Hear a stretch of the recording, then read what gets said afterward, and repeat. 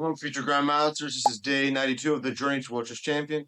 I'm back at the board in Dubai, playing the Dubai Police Global Chess Challenge. My first round was absolutely crazy. I had a heart attack.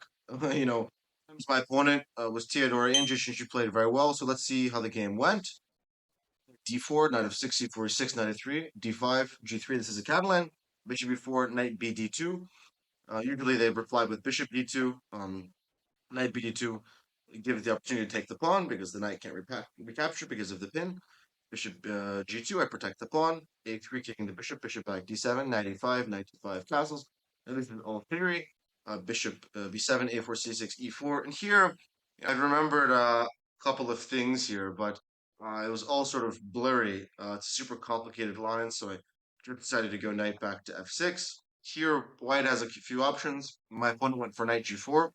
And there was this, some I was considering, obviously knight takes g4. Well, first of all, I can't play queen takes d4 because then it'll be knight takes f6. And basically, any move that I play, white's going to play e5. So let's say g takes, we'll play e5. And now, a takes b5 is a threat. My king's in the center. There's a bunch of different tactics here.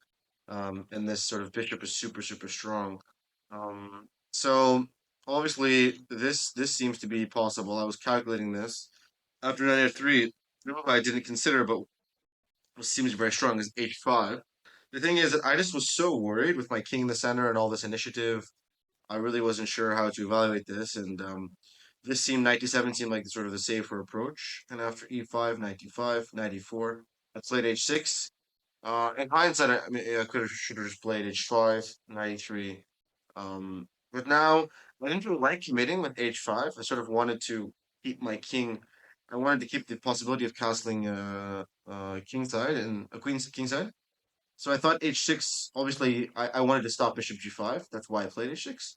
And so after knight e5, a3, queen g4, g6, rook e1.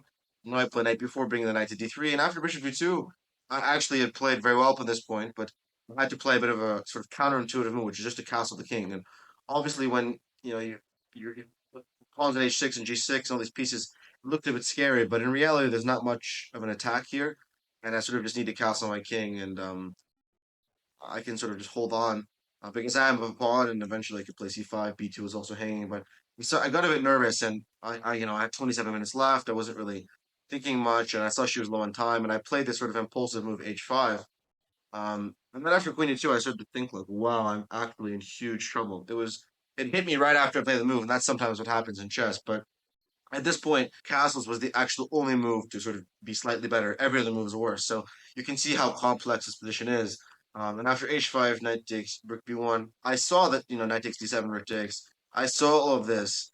Obviously, I saw rook a7 and I sort of underestimated it. Um, I thought that it would be, I didn't think she'd play the move. Obviously, rook a7 being, very strong because if castles now, there's knight d6, but obviously the rook on the seventh rank is super strong and I'm probably just losing here. She gave me a chance with rook b1 and I castled. And again, there is an advantage for white, but it wasn't that clear. For example, okay, knight takes d6 takes. I don't think this is such an easy decision to make. It's not completely clear why this is so good after like rook e8. It's not that obvious to me. Sort of a series of only moves. Then bishop h6, she should have played. I played rook d8. Again, she has to play queen c2. But now, obviously, it's not great, but I thought I'd go knight c4 here. Yeah, I can go knight b6, but again, this knight f6 was also a problem. I thought I'd just go a5 and sort of pray. So obviously this was very bad. But thankfully my opponent getting low on time blundered with knight d2. I played knight f8. Um, and after takes, I take, and here she started to go wrong. Knight a5, knight b4. And she sort of lashed out with knight takes c6. She should have just played calmly bishop e3. The rook comes back to d8, and I am up a pawn, but she has the bishop pair. Her pieces are quite active, and my king is also sort of potentially weak with all these sort of light square weaknesses. Um, but she lashed out with knight c6. I take rook a4, and here I play rook a5. And here I should just play normal chess. Like I should just go rook c5, and let's say takes. And here there's some pressure. I'm up a pawn. She has to find a really precise move. Queen f6 here, going for the mate on f6. For example, if she makes like a normal move like bishop e4, I'm already starting to get serious chances like bishop d4, So there, it's not like completely over. I should have gone this, but then I made a terrible blunder after knight d7. I just blundered queen d2 and attacking both the rook and the knight. I was also getting attack pressure. In this moment, I realized it was like a oh shit moment. I had a heart attack, and I realized that after rook c5, there's queen takes d7, and rook takes c1. The bishop defends, and no tactics. So that was a cold shower. And I was thinking, oh my, am I going to lose this game? This is like deja vu. But then I realized, okay, bishop a3. Let me just try and make some magic happen. And it was a practically sort of good try. One funny trick is if the rook goes to a1, I have bishop e4 and I win. Rook c2 was just sort of game over. You know, again, here I still bishop takes d7, c2. The sort of bishop tactic is quite weird. D1 seems to be winning. My name was winning. She plays queen takes, bishop takes. And thankfully, at the end, I had queen d1 check, holding the draw. Yeah. So this was very bad. It wasn't that bad of a game. There were just stretches where I played quite badly, but it's a super complex position. It was a super complex position. So obviously my opponent played very well. Sometimes it happens in open tournaments that certain players much lower rated than you can play a very good game.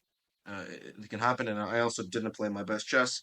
I ran into some unfortunate variation that put me in some very difficult positions. Anyways, that is an unfortunate draw, of course, but it's only the first round. Again, we've got a long journey ahead here in Dubai and the United Arab Emirates. We've got 8 more games here, and then 9 more games in Sharjah, and then only a week break for the French league, and then the match against Vidit. So this is the beginning of a long journey, a long couple months. So just have to not lose any games over this long period, stay consistent, and play good chess, and I'm sure everything will be okay. So make sure to like, comment, subscribe, check out my other social media channels. Stay tuned for my course being released soon. And if you guys have been missing the videos, you're gonna have a lot more recaps coming soon. So make sure to turn notifications, subscribe, and I'll see you.